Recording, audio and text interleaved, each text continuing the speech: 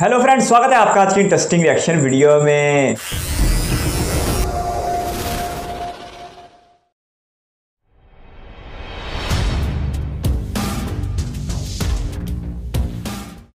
स्वामी जी, मैं चाहती हूं कि मुझे आपके जैसा एक बेटा हो। मैं आपसे शादी करना चाहती हूं। आपको मुझसे एक बेटा चाहिए, तो उसके लिए शादी करने की क्या जरूरत है? 9/11 को हम किस लिए याद करते हैं?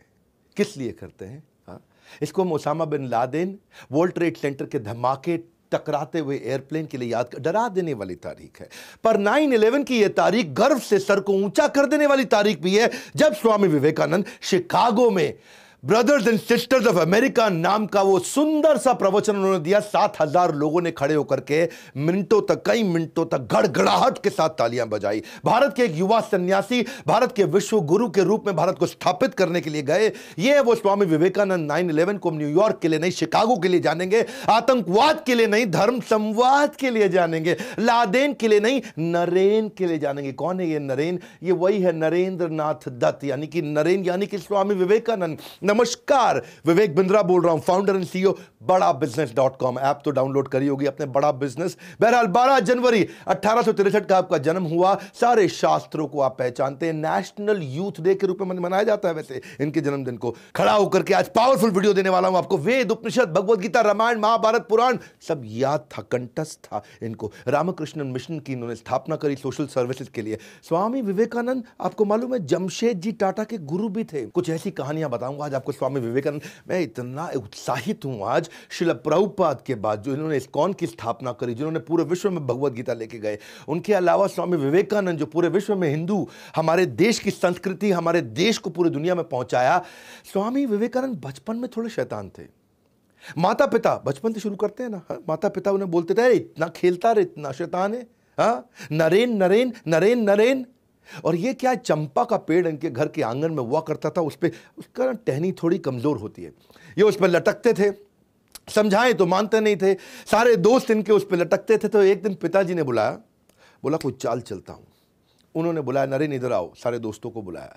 बोला ये चंपा के पेड़ पे ना एक भूत पिशाच रहता है, और अगर कोई यहां पे इसकी डाली को तोड़ेगा तो वो आपकी गर्दन को मोड़ेगा, डाली को तोड़ेगा वो गर्दन को मोड़ेगा, डाली को तोड़ेगा वो गर्दन को मोड़ेगा। सारे बच्चे घबरा गए, अरे चंपा के पेड़ पे भूत है, डाली को तोड़ेगा वो गर्दन को मोड़ेगा। घबरा गए, सब भाग गए। नरेन यानी कि स्वामी विवेकानंद अगले दिन जाके फिर खेलने लगे। फिर जाके उसी पेड़ पर लटक गए। बच्चों ने बोला, ए तेरी गर्दन को तोड़ेगा, तू डाली को तोड़ेगा वो तेरी गर्दन को मोड़ेगा। स्वामी विवेकानंद क्या बोले, इतना दिन से खेल रहे थे ना, अगर कोई भूत होता अब तक गर्दन तोड़ गया होता। ये पापा बेवकूफ़ बना रहे हैं हमारे को। इतने एक्स्ट्राऑर्डिनरी एथिक्स थे इनके कि एक दफ़ा रामकृष्ण परमहंस जो इनके अपने गुरु थे, उन्होंने इनसे कहा कि इनको, इन्हीं सारे शिष्यों को बोला, सारे बच्चों को बोला कि अपने अपने घर से सबको एक मुट्ठी चावल चोरी करके लाना है, पर शर्त यह है कि उन्हें कोई देख ना ले। अगले दिन सारे बच्चे एक मुट्ठी चावल, कोई देख ना ले, चोरी करके ले आए। स्वामी विवेकानंद खाली हाथ आए। उन्होंने कहा, भाई तुम खाली हाथ क्यों आए? बोले, गुरुजी आपने कहा था मुट्ठी चावल तब चोरी करना जब कोई देखे नहीं, पर मैं देख रहा था कि भगवान तो मुझे हर समय हर जगह से देख रहे हैं, क्योंकि वो सर्वव्यापी हैं। बड़े ज़बरदस्त एथिक्स थे इनके बचपन से ही, बड़े केयरिंग, कंसर्न्ड और कंपैशनेट थे। स्वामी विवेकानंद के पिता का जब देहांत हो गया, इनका फाइनेंशियल बैकबोन पूरी तरह से टूट चुका था, परिवार पूरी तरह टूट चुका था, गरीबी में डूब गए थे। पिता के देहांत पर इतनी गरीबी हो गई थी, पर कई बार घर में खाने के लिए जब बहुत थोड़ा होता था तो ये घर आकर के झूठ बोलते थे कि मैं तो आज किसी भोज पे गया था, मेरे को हो इतना पकवान खिलाया मम्मी, मज़ा आ गया। और माँ को बोलते थे आप खा लो ये खाना, और कई कई दिन तक घर पे खाते नहीं थे, क्योंकि सबका, इनका ना बचपन से ही मन के अंदर ये फीलिंग थी कि मुझे सबकी सेवा करनी है। इनका फोकस बड़ा फैल्कन लाइक था। एक कथा तो मैं इनकी बता चुका हूँ कि पूरी की पूरी शादी की बारात निकल गई थी, ये पढ़ते रह गए, इनको पता ही नहीं चला यहाँ से बारात निकल गई। लोग पूछ भी रहे थे बारात गई, बारात, कुछ नहीं पता चलता है, ऐसा फोकस था इनका, इतना भयंकर फोकस। एक दिन ऐसा हुआ कि ये बेहोश मिले अपने कमरे में। लोगों ने पूछा, भाई क्या हो गया, क्या हो गया, क्या हो गया? पानी डाला, उठाया इनको, ऐसा ऐसा ऐसा ऐसा हिलते हुए, झटका देते हुए खड़े हुए। तो पूछा क्या हुआ? बोला कुछ नहीं, मैं तो पढ़ रहा था। तब पता चला ये 3 दिन 3 रात से पढ़ रहे थे।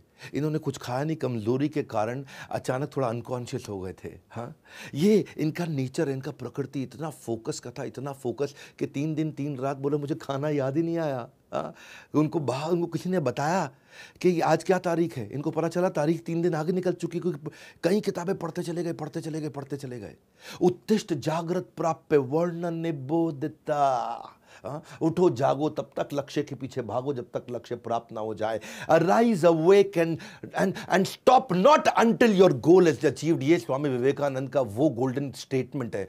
दया जो है ना, इनका स्वाभाविक गुण था। इनकी माँ ने एक बार इनको कहा कि बेटा जरा चाकू पकड़ाना, मैं सब्जी काट रही हूं। तो चाकू पकड़ाते वक्त उन्होंने क्या किया, चाकू की धार की तरफ है वहां से खुद पकड़ लिया और हैंडल अपनी माँ को पकड़ाया। और तब माँ ने हैंडल पकड़ा और देखा कि धार को अपनी तरफ पकड़ा। इसी पे माँ ने सारे भाई बहन और सब बच्चों को बताया कि ये इसके अंदर करुणा की भावना है, जो दूसरों को कभी दुख ना पहुंचे, दर्द ना पहुंचे। बचपन से ऐसे थे।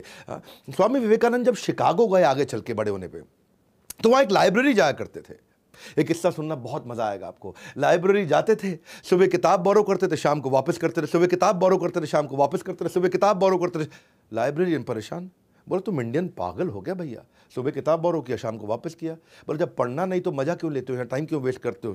स्वामी जी बोले मैं सब पढ़ लेता हूँ, मैं इतनी मोटी किताब सुबह लेके जाता है, शाम को पढ़ लेता है, शाम को वापस कर देता है। तो लाइब्रेरी ने बोला मैं तेरा टेस्ट लेती हूँ। उन्होंने उनका टेस्ट ले लिया।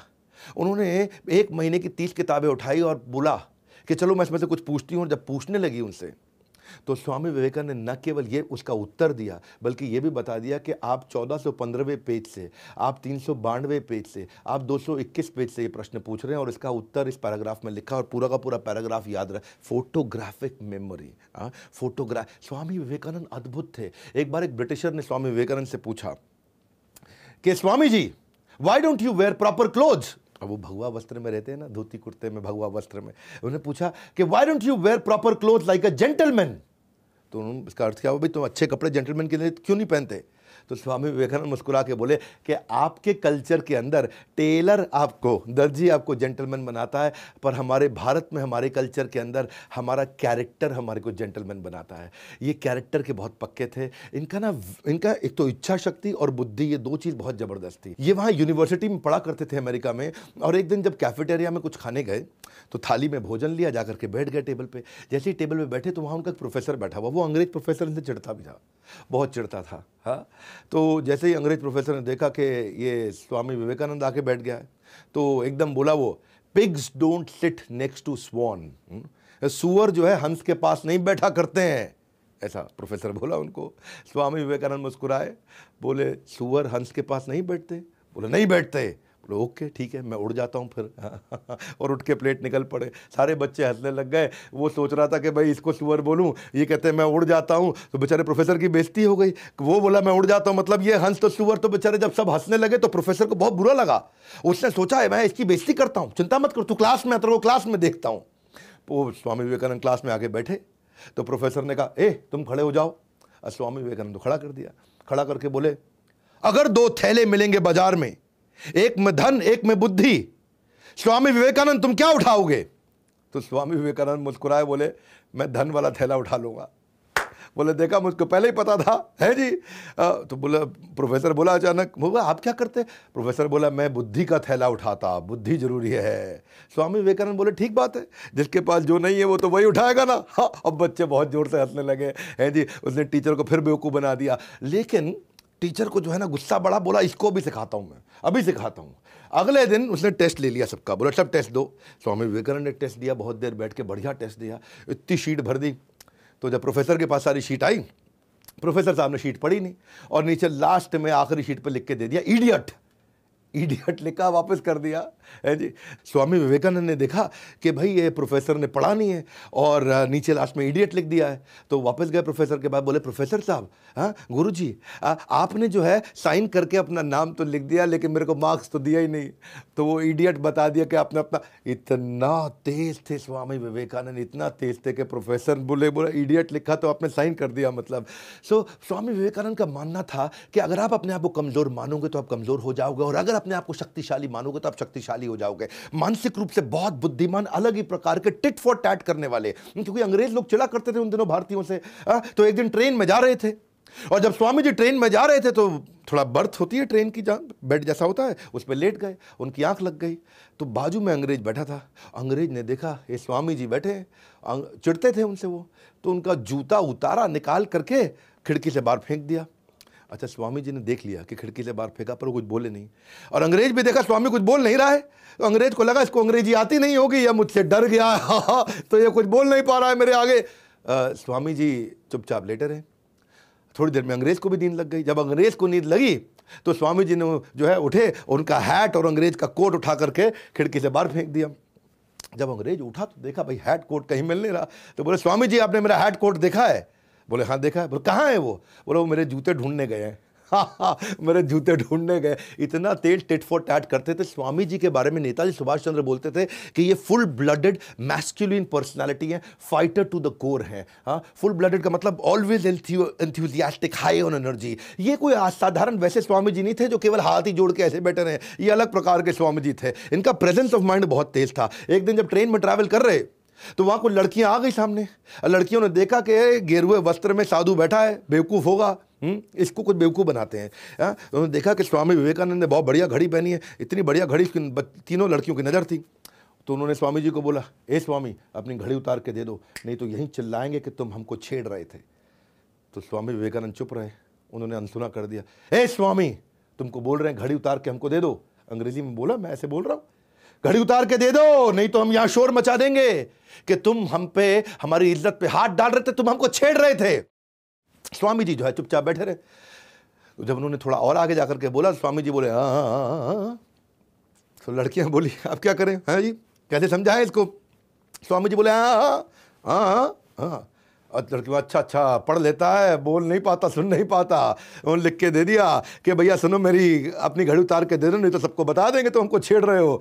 स्वामी जी ने जैसे ही पर्चा लिया, जेब में रखा, बोला अब पुलिस को बुला लो, अब संभाल लूंगा। तो बहुत तेज थे वो कि जी लिखे तो मैं ले लिया, घड़ी उतार के दे दो।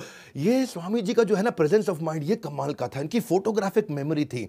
एक दफ़ा इनको समुद्री जहाज से जब अमेरिका में जा रहे थे, तो ये और इनका दोस्त जो कप्तान जहाज चला रहा था, कप्तान से बोले कि भाई साहब आप अखबार नहीं पढ़ रहे हैं तो आपका अखबार हम पढ़ लें थोड़ी देर के लिए। तो कप्तान बोला पढ़ लो, लेकिन मुझे वापस चाहिए क्योंकि मैंने अभी तक पढ़ा नहीं है। स्वामी जी बोले ठीक है। स्वामी जी लेके अखबार अपना पढ़ने लगे। स्वामी जी ने फट से अखबार पढ़ लिया 15 मिनट में। पढ़ने के बाद उनका दोस्त बोला स्वामी जी का कि भाई मैं भी पढ़ लूँ। बोला आप भी पढ़ लो। तो वो ही पढ़ने लगा। वो पढ़ने लगा। समुद्री जहाज में चल रहे थे तो हवा तो बहुत तेज चलती है। अचानक इतनी तेज हवा चली कि अखबार छूट के निकल के समुद्र में गिर गया। अच्छा, कप्तान को आया बहुत गुस्सा, तुमको कहा था पागल स्वामी, तुमने अखबार मेरा उड़ा करके समुद्र में फेंक दिया, मुझको पढ़ना था। स्वामी जी बोले नाराज मत होइए, कोई बात नहीं। क्यों नाराज ना हूं, मेरा अखबार चला गया। नहीं कोई बात नहीं, नाराज मत होइए, जरा कोई कॉपी पेन पड़ा है? तो कॉपी पेन दिया। तो स्वामी जी गए, आधा घंटा कुछ लिखते रहे। यहाँ कप्तान खुंदक खा रहा था, स्वामी जी आधा घंटा कुछ लिखते रहे। कप्तान खुंदक खा रहा था, स्वामी जी लिखते रहे। थोड़ी देर बाद स्वामी जी आए, ये लीजिए पूरा अखबार आपको लिख के दे दिया। स्वामी जी ने एक एक शब्द अखबार का पूरा वर्ड टू वर्ड लिख के दे दिया। उसकी बुद्धि चकरा गई और बोला, उसने उतर करके वहाँ चेक किया, बोला चेक कर लेना, पूरा वर्ड टू वर्ड पूरा अखबार छाप दिया स्वामी जी ने वहाँ पे। ऐसी फोटोग्राफिक मेमोरी थी। और वहीं पे कप्तान ने बोला कि ऐसा मैनिफेस्टेशन सुपर ह्यूमन पावर का, ये ब्रह्मचार्य से आता है, लेकिन केवल ब्रह्मचार्य से नहीं आता, ये व्यक्ति अद्भुत है। ये कैप्टन थे शिप के, जिन्होंने वैलिडेट किया जाके न्यूज़पेपर को चेक करने के बाद ये स्टेटमेंट दिया उनके बारे में। स्वामी जी एक अद्भुत व्यक्ति थे। ये इन्होंने दुनिया भर में कम्युनिटी, इंडियन कम्युनिटी को पॉपुलर बनाया, पावरफुल बनाया। जो हमारी वैदिक संस्कृति थी उसको जाके पॉपुलर बनाया, पावरफुल बनाया। एक शिकागो में एक कॉन्फ्रेंस थी 1893 के अंदर। इनको जब इनवाइट किया गया, उस धर्म संवाद के लिए जब इनवाइट किया गया, तो सबको बताया गया कि ड्रेस कोड क्या है, फॉर्मल सूट टाई शर्ट, सब आके धर्म संवाद करने वाले। स्वामी जी धोती कुर्ते में पहुंच गए। अमेरिकन को बुरा लगा, अरे बोला था सूट टाई पहनने के लिए। स्वामी जी बोले नहीं मैं तो ऐसे ही आता हूँ मुस्कुरा दिए। तो उन्होंने क्या किया, स्वामी जी को पहले बोलना था, उनका नंबर कर दिया आखिरी। सबको दिए 10-10 मिनट बोलने के लिए, स्वामी जी को दिए 2 मिनट बोलने के लिए। और बोले सोचे कि ये धोती कुर्ते में आए, कोई वैसे ही नहीं सुनेगा, और जब आखिरी के 2 मिनट बचेंगे तो लोग उठ के निकल लेंगे, इसको वैसे ही कोई नहीं सुनेगा। तो चाहते थे कि स्वामी विवेकानंद की बेइज्जती हो जाए। बहरहाल स्वामी विवेकानंद जब आखिरी के 2 मिनट इनको दिए गए, वो स्टेज पे गए, इधर देखा उधर देखा, गहराई से उन्होंने जब वो फेमस स्पीच अपनी शिकागो की दी, तो ये वो स्पीच है जो स्पीच लोगों ने सुनते ही खड़े होकर के बीच बीच में तालियां बजानी शुरू कर दी। कोई उठा नहीं, 2 मिनट नहीं, 10 मिनट नहीं, 20 मिनट नहीं, आधा घंटा नहीं, 1 घंटा नहीं, जबकि सब 10 मिनट बोले, ये 1.5 घंटा तक वहां बोलते रहे। पिन ड्रॉप साइलेंस, ताली बजती शांति हो जाती, ताली बजती सन्नाटा हो जाता, ताली बजती सन्नाटा हो जाता। ये वो 1.5 घंटे की स्पीच है जो आज भी पूरी दुनिया जिसके लिए स्वामी विवेकानंद को याद करती है। और खत्म होने के बाद पूरा का पूरा स्टेडियम 8000 लोगों के साथ में खड़े होकर गड़गड़ाहट तालियां बजाता चला गया। विश्व धर्म संसद में स्वामी विवेकानंद का सबसे महान वक्ता थे वहां पे। और न्यूयॉर्क हेराल्ड ने कहा, उन्हें सुनने के बाद लगता है कि जिस देश में इतने विद्वान और बुद्धिमान लोग रहते हैं, उस देश में मिशनरी को भेजना, क्रिश्चियन मिशनरी को भेजना मूर्खतापूर्ण होगा। यह न्यूयॉर्क हेराल्ड ने बोला, उनका सबसे बड़ा अखबार हुआ करता था। न्यूयॉर्क क्रिटिक ने कहा कि कई विद्वानों का भाषण अच्छा था, लेकिन हिंदू साधु स्वामी विवेकानंद के भाषण के आगे कोई टिक नहीं पाया। ये थे स्वामी विवेकानंद। रविंद्रनाथ टैगोर कहते हैं कि अगर इंडिया को जानना चाहते हो तो स्वामी विवेकानंद को पढ़ लो। इन्होंने भारत को जाकर रिप्रेजेंट किया पार्लियामेंट ऑफ रिलीजन में, शिकागो 1893। वेस्टर्न वर्ल्ड ने इंडिया को अथॉरिटी एक्सेप्ट किया धर्म के रूप में, ये पहली बार हुआ था। लेकिन क्या है, इंडिया आज भी ये देश की कम्युनिटी को पूरी दुनिया तक पहुंचाया, ये देश की कम्युनिटी को पूरी दुनिया को समझाया कि हमारी वैदिक धर्म की कम्युनिटी क्या है। बड़ा बिजनेस में मैं बिजनेस की कम्युनिटी को पहुंचाना चाहता हूं। स्वामी विवेकानंद हमारे आदर्श हैं, इसी भक्तिवेदांत स्वामी श्रील प्रभुपाद हमारे आदर्श हैं। हम चाहते हैं कि हम ये इंडियन बिजनेस कम्युनिटी को लेकर के जाएं, इसलिए मैंने भी प्रयास किया है और आप सब लोगों ने इतना साथ दिया। इंडिया की पहली नेटवर्किंग प्लेटफॉर्म मैंने बिजनेस का बनाया है।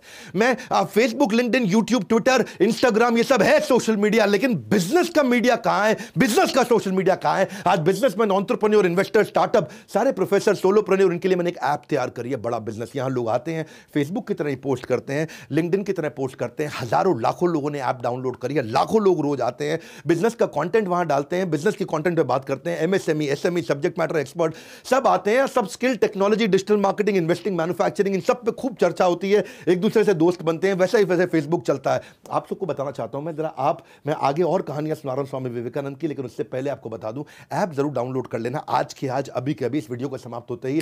आपको इररिलेवेंट कंटेंट नहीं है वहां कोई भी, केवल बिजनेस पे कंटेंट है। मैंने 4 आर पे फोकस किया। रेलेवेंट कंटेंट, आपकी बन जाए रेप्यूटेशन, आपको मिल जाए रेवेन्यू, आपके बन जाए रिलेशंस, आपको मिल जाए रेफरल। बस यही है मेरा मुद्दा। ऐप डाउनलोड करके आप खुद ही फील करोगे, आपके हजारों लाखों फॉलोअर्स बनने लग जाएंगे अगर आप वहां कंटेंट डालोगे तो। बहरहाल, जैसे स्वामी जी ने प्रयास किया, एक इंडियन कम्युनिटी को एस्टैब्लिश दुनिया में जाकर के किया, इनके लेक्चर के बाद स्वामी जी के बहुत पॉपुलर हो गए। ये इतने पॉपुलर हुए कि इनको अलग अलग लोग अपने घर में बुलाने लगे, और लोगों ने अपने घर में बुलाया, सारे बड़े बड़े रईस लोगों ने बुलाया। एक बार एक ऐसे ही बहुत अमीर आदमी, जो अमेरिका के सबसे अमीर आदमी थे, अपने घर बुलाया। इनकी कथा हुई, चर्चा हुई, उन्होंने बोला कि आप यहाँ पे आराम करिए। बड़ा गद्देदार, मुलायम, बड़ा सुंदर कमरा और बेड, वो गद्देदार बेड। इस पर बोला कि आप यहाँ विश्राम कीजिए स्वामी जी। स्वामी जी गए, उन्होंने बेड देखा, जाके उस पर बैठे, लेकिन उनके मन में विचार आया कि मेरी माँ आज भी जमीन पे सो रही होगी भारत में, आज भी कम से कम 25 करोड़ भारतीय जमीन पे वहाँ सो रहे होंगे, बड़ी एक्सट्रीम कंडीशंस में, जिनके पास पंखा तक नहीं है, जिनके पास कोई सुविधा नहीं, जिनके पास बिजली नहीं है, और बहुत बुरी हालातों में बिना खाना खाए सोते हैं। तो मैं कैसे बिस्तरे पर सो जाऊँ?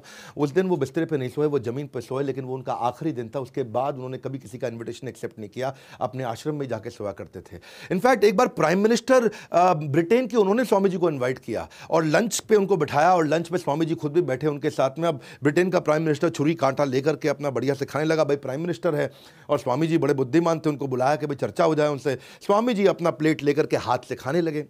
तो प्राइम मिनिस्टर उनकी तरफ देखा, उसको बड़ा बुरा फील हुआ, यार हम छुरी कांटे से खा रहे हैं यहाँ पे, अपने चम्मच से खा लो कम से कम, तुम छुरी कांटे से नहीं खा सकते। पर स्वामी जी अपना हाथ से खाए चले जा रहे हैं वहाँ पे, उनको बड़ा फील हो गया। तो उन्होंने से पूछ दिया कि आप इंडियंस इतने मॉडर्न एनवायरनमेंट के अंदर अभी भी हाथों से ही खा रहे हैं, ये क्या तरीका हुआ? तो स्वामी जी ने जवाब दिया अंग्रेजी में, because no one has used my hands before to eat. क्या अर्थ हुआ इसका? किसी ने मेरे खाने से पहले मेरे हाथों से खाना नहीं खाया है, लेकिन बहुत से लोगों ने मेरे इस खाना खाने से पहले इसी छुरी कांटे से खाना खाया है। यानी कि ये छुरी कांटे सब झूठे हो चुके हैं, मेरा हाथ आज तक मेरे ही मुंह में जाता है, ये दुनिया के मुंह में नहीं जाता है। स्वामी विवेकानंद का ये उत्तर सुन के ब्रिटेन के प्राइम मिनिस्टर बहुत हैरान हो गए। हाँ, भारत हमारा अभी परतंत्र था, स्वतंत्र नहीं था, लेकिन इतने बुद्धिमान लोगों को देख करके दुनिया, नेताजी सुभाष चंद्र बोलते थे कि इतने प्रोफाउंड, इतने कॉम्प्लेक्स थे कि if he had been alive I would have been sitting on his feet। Hindi में कहूं तो स्वामी जी इतने महान गहन थे कि अगर वो जिंदा होते तो मैं उनके चरणों में रहता। ये नेताजी सुभाष चंद्र बोस कहा करते थे। ये थे स्वामी विवेकानंद। महिलाओं को उतना रिस्पेक्ट किया करते थे। लेकिन एक दफ़ा ये थोड़ी महिलाओं की कहानी सुनाता हूँ आपको। स्वामी विवेकानंद एक दफ़ा एक यूनिवर्सिटी में लेक्चर देने गए, तो वहाँ एक बहुत सुंदर लड़की थोड़ा दूर से, ये 3-4 लोगों से बात कर रहे थे, थोड़ा दूर से इनको देख रही थी। अच्छा, स्वामी जी पहचान गए थे कि देख रही है मुझको, लेकिन ध्यान नहीं दिए। वो खड़े होकर देखते रही स्वामी जी को, और ये 3-4 लड़कों के साथ अपना बात कर रहे थे। बहुत देर तक स्वामी जी ने देखा कि वो देख रही है। जैसे ही ये लड़के गए तो स्वामी जी उनकी तरफ मुड़े और प्रणाम किया। तो वो लड़की उनके पास आई और बोली, स्वामी जी। बोला, जी। स्वामी जी, मैं चाहती हूँ कि मुझे आपके जैसा एक बेटा हो। मैं आपके जैसा एक बेटा चाहती हूँ, तो क्या आप मुझे एक बेटा दे सकते हैं? मैं आपसे शादी करना चाहती हूँ, आप शादी करके मुझे अपने जैसा एक बेटा दे दीजिए। तो स्वामी जी मुस्कुराए, मुस्कुरा के बोले, आपको मुझसे एक बेटा चाहिए जो कि मेरे जैसा हो, तो उसके लिए शादी करने की क्या ज़रूरत है? तो स्वामी जी तो लड़की, ओह, बिना शादी के आप बेटा दे दोगे मुझको? Good idea. हाँ, तो लड़की को लगा कि लगता है स्वामी जी तैयार हो गए हैं, अब मुझे बढ़िया बढ़िया। तो उसके मन में कुछ हार्ट ऐसा चलने लगे, ऐसा मतलब वो सोच ही रही थी। तो स्वामी जी फिर मुस्कुराए, बोले, हाँ मैं ठीक कह रहा हूँ, बिना शादी के आपको मेरे जैसा बेटा मिल सकता है। देखो, शादी करके मैं कोई गारंटी नहीं दे पाऊँगा कि हमारे संबंधों से जो संतान की उत्पत्ति होगी वो बिल्कुल मेरे जैसा होगा, ये मैं गारंटी नहीं दे सकता, लेकिन मेरे पास दूसरा उपाय है। तो वो बोली, क्या? वो उपाय ये है कि अगर आपको बिल्कुल मेरे जैसा बेटा चाहिए तो मुझे ही अपना बेटा बना लीजिए, मैं आपको अपनी माँ स्वीकार कर लेता हूँ, एक और बच्चा करने की क्या आवश्यकता है? वो लड़की बहुत हैरान हो गई, और उस दिन से स्वामी जी ने उनको अपनी माँ के रूप में देखा, स्वीकार किया, और वही औरत चल के आगे स्वामी जी की सबसे बड़ी शिष्याओं में से एक शिष्या बनी। ये थे स्वामी जी जिनकी इंद्रियाँ हमेशा नियंत्रण में रहती थी। वो क्या कहते थे? हमेशा कहते थे कि if you can stretch a helping hand, do so, and if you can not, then fold your hand. इसका अर्थ क्या हुआ? यदि आप किसी की मदद करने के लिए हाथ बढ़ा सकते हैं तो बढ़ाइए, और अगर मदद के लिए हाथ नहीं बढ़ा सकते तो कम से कम हाथ जोड़ तो लीजिए। या तो हाथ बढ़ा के मदद करिए या हाथ को जोड़ लीजिए। स्वामी विवेकानंद ऐसे ही महिलाओं का इतना सम्मान करते थे कि मेवाड़ के एक राजा ने एक बार उनको अपने यहाँ पे एक किसी बड़े इवेंट में बुलाया, और मेवाड़ के राजा थे, राजसी वहाँ पे व्यवहार था, तो वो सब बैठे थे, और वहाँ पे कुछ महिलाओं का मतलब नृत्य गान सब चल रहा। तो कुछ महिलाएं अच्छा बढ़िया से डांस कर रही थी, अपना राजस्थानी स्टाइल में डांस कर रही थी। स्वामी विवेकानंद उठ के बाहर निकल गए। लोगों ने पूछा, ऐसा क्यों? बोला, it is indecent to see a women dancing for my own fun. हाँ, अपने मज़े के लिए महिला को नाचते हुए देखूँ, ये तो मेरा संस्कार नहीं है। सो इनका जो कैरेक्टर था वो बहुत पावरफुल था। एक बार स्वामी जी के ना आश्रम में उन्होंने नियम बना रखा था कि कोई औरत नहीं आ सकती है, और ये आई थिंक इट वॉज 1902 जून का महीना। ये बहुत बीमार थे, बहुत बहुत बहुत बहुत बीमार थे, बहुत सारी बीमारियां लग गई थी। तो इनकी माँ इनकी देखभाल करने के लिए आई, और स्वामी जी ने देखा जब मेरी माँ मॉनेस्ट्री के अंदर आ गई, यानी कि उस आश्रम के अंदर जहाँ सन्यासी ब्रह्मचारी रहते हैं वहाँ अंदर आ गई है, तो उनको बहुत गुस्सा आया। उन्होंने सारे शिष्यों को बुलाया, बोला, मेरी माँ को ले जाओ यहाँ से। तो उन्होंने बोला, नहीं, आपका ध्यान रखने के लिए आई, आप इतने बीमार हैं। बोला, रूल इज़ रूल, सबके लिए बराबर रूल है। हाँ, ये मेरी माँ भी अंदर नहीं आ सकती है। तो उनकी माँ भी ब्रह्मचारी आश्रम तक चली गई, और 39 साल की उम्र में उसी साल अगले महीने उनका देहांत हो गया, इतनी सारी बीमारियों के कारण। उस समय उन्हें 39 बीमारियाँ थी, कैंसर भी था, क्षमा चाहता हूँ 31 बीमारियाँ, 39 साल की उम्र, migraine, tonsils, asthma, persistent fever, liver खराब हो गया, किडनी खत्म हो गया, इंडाइजेशन। ये 1 घंटे से ज़्यादा सोते नहीं थे कभी। इनको गैस्ट्रोनॉमिक, ब्लोटिंग, इनको सर्वाइकल की समस्या, बैक में पेन, इतनी सारी बीमारियां इकट्ठे हो गई इनको। 31 बीमारियों के साथ, हार्ट प्रॉब्लम के साथ, कार्डियक अरेस्ट के कारण इन्होंने देहांत हो गया इनका। वो कहते हैं कि हमेशा ये बोल के गए हैं स्वामी विवेकानंद, एक चीज़ जो मुझे अच्छी लगी, don't forget who is helping you. कभी भूलना मत जिसने तुम्हारी मदद करी है। हाँ, कभी उसके साथ द्वेष मत करना जिसने तुमसे प्रेम किया है, और कभी को लूट मत लेना जिसने तुम पे विश्वास किया। Don't forget who is helping you, don't hate who is loving you, don't cheat who is believing you. ये थे स्वामी विवेकानंद। मैं हमेशा ऐसी भक्ति विरान स्वामी शिला प्रभुपाद का वीडियो बनाया, आपने नहीं देखा तो शिला प्रभुपाद का वीडियो जरूर जाकर के। क्या बात है जी, बहुत ही जबरदस्त एक ऐसे इंसान को देखने का मौका मिला जो कमाल का हाफजा रखता है और बिल्कुल नाकाबिले यकीन हद तक ज़हीन इंसान था। स्वामी जी की बात की गई जो 1863 बंगाल में पैदा हुए थे और उन्होंने बहुत ही मुख्तसर ज़िंदगी पाई। उनके बचपन की जो मिसालें बयान की गई उनकी जहानत को लेकर वो सच में बहुत ज़्यादा अमेजिंग थी। जैसे उनके पिताजी ने कहा कि इस दरख्त की शाखों से लटकोगे तो भूत तुम्हें मार डालेगा, लेकिन उन्होंने पता लग गया कि ये मेरे पिताजी मेरे से झूठ बोल रहे हैं, गलत बयानी कर रहे हैं और यहाँ कोई भी भूत नहीं रहता। इसके साथ साथ जो उनकी पढ़ाई का जिक्र किया गया कि वो 3 दिन और 3 रातें मुसलसल पढ़ते रहे और उनकी हालत ये हो गई थी कि वो बिल्कुल बेहोश हो गए। ये भी बड़ी ज़बरदस्त बात है। और जो उनके किरदार की बात की गई, जो उन्होंने अपनी माँ को छुरी पकड़ाते हुए छुरी का तेज धार अपने हाथ में रखी और हैंडल वाली साइड अपनी माँ को पकड़ाई ताकि मेरी माँ को तकलीफ ना हो, जिससे एहसास होता है कि उनके अंदर किस कदर दर्द था इंसानियत को लेके। और उसके बाद जो उनकी जहानत के वाकयात का एक सिलसिला शुरू हुआ वो तो सच में हैरान कर देने वाला था। एक दिन के अंदर एक सुबह से लेकर शाम तक एक पूरी किताब को पढ़ लेना और फिर ऐसे पढ़ना कि उसके अंदर लिखी हुई हर बात को बिल्कुल महफूज कर लेना। और जब लाइब्रेरियन ने उनका टेस्ट लिया तो वो सच में हैरान रह गई, बल्कि उसका तो सर चकरा जाना चाहिए था कि किस ज़हीनो फतीन इंसान से उसका सामना हो चुका है। बहुत ज़बरदस्त था। और जो गोरों के वाकयात बयान किए गए, जो एक गोरे ने इनकी जूती चलती ट्रेन में से बाहर फेंक दी थी तो इन्होंने उसका कोट और हेड बाहर फेंक दिया था और फिर कहा था कि मेरे जूते को ढूंढने गए हुए हैं। ये भी बड़ा ज़बरदस्त और दिलचस्प वाकया था और उनकी जहानत का एक बहुत बड़ा सबूत था। और उससे आगे जो 3 लड़कियों ने उन्हें छेड़ने की कोशिश की, उन्होंने गूंगा बन के उसको उनकी इस बात को लिखवा लिया और वो भी बड़ी ज़बरदस्त बात है। ये सारी बातें सुनकर तो बिल्कुल ऐसे लगता है कि ये किसी इंसान के अपने बस की बात ही नहीं है और ये 100% गॉड गिफ्टेड है। एक नॉर्मल इंसान इस कदर इतना ज़हीनो फतीन हो सकता है कि 15 मिनट में अखबार पढ़े और फिर वो सारी अखबार हरफ ब हरफ उसी तरह छाप दे। और जिसकी उस बात की तस्दीक उस जहाज़ के कैप्टन ने की तो उनकी मशहूरी होना शुरू हो गई। और जब अमरीकियों ने उन्हें बेइज्जत करने के लिए आखिर में सिर्फ 2 मिनट के लिए तकरीर का कहा था तो 1.5 घंटे तक सब लोग बैठकर उनको सुनते रहे और उनके ऐसा दाद दी कि गोरे भी हैरान रह गए। और बाद में अखबारों में निकला कि इंडिया का ये ज़हीन तरीन इंसान हमारे दरमियान मौजूद है। 9/11 की तारीख थी, 1893 का वाक़या और एक ऐसा दिन था जिसमें इंडियंस को अपने आप को दुनिया के आगे प्रेजेंट करने का एक ज़बरदस्त मौका मुयस्सर आया। अगर इनके मज़हब से लगाव की बात की जाए तो इनको मजहबी सारी किताबों पर अबूर हासिल था और अगर इनकी तरबियत की बात की जाए तो वो सच में बहुत ज़्यादा नरम दिल थे। और जो मलवाड़ के बादशाह की बात की गई या किसी राजस्थानी किंग की बात की गई जो इन्हें औरतों का रक्स दिखाने के लिए अपने दरबार में बुलाया था, लेकिन वो वहाँ से इज्जत के साथ उठ के चले गए और वो जो जुमला बोला वो बहुत ही शानदार था। और उसके बाद जो ये अपने आश्रम में किसी औरतों को नहीं आने देते थे, हत्ता कि इन्होंने अपनी बीमारी के आलम में अपनी माँ को भी नहीं आने दिया।